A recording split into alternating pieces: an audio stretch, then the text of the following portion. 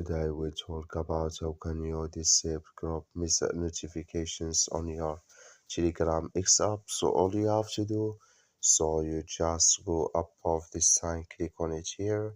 So then it's going to show for you list like this. Then all you have to do, you just click here on settings here.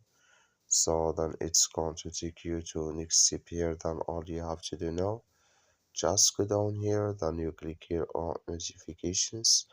So then you come to next step here, then you click here on groups, then you come here to groups, you come here to notifications, click in this sign or this color. So then here can you select here hours or match forever. You click here on, for example, 1 hour, and like you say notifications or groups notifications disable with us now. That's all you have to do. Thank you for watching. Don't forget to support us by liking, subscribing.